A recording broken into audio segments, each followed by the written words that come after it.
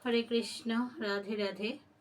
তো দেখুন এখানে গীতাতে কি বলছে, ঈশ্বর হচ্ছেন পরম চেতনা।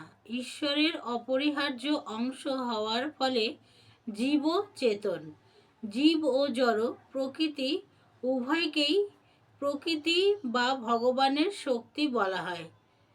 জীব জড় উভয়কেই প্রকৃতি বা ভগবানের শক্তি বলা হয়, কিন্তু তাদের মধ্যে জীব হচ্ছে চেতন, অন্য প্রকৃতিটি অচেতন, সেটিই পার্থক্য।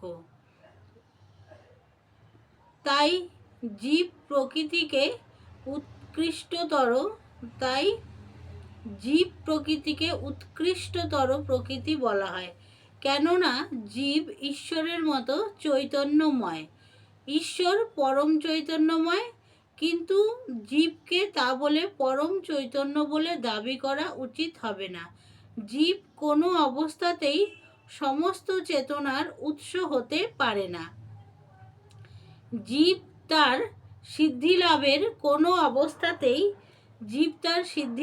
কোনো অবস্থাতেই পরম চৈতন্যময় হতে পারে না। আর জীব তা হতে পারে বলে কোনো মতবাদে যদি বলা হয় তবে সেটি বিভ্রান্তিকর মতবাদ। সে চৈতন্যময় বটে, কিন্তু পরম চৈতন্যময় নয়। জীব ও ঈশ্বরের পার্থক্য গীতার 13 অধ্যায়ে বিশদভাবে আলোচনা করা হয়েছে। হরে কৃষ্ণা, রাধে রাধে।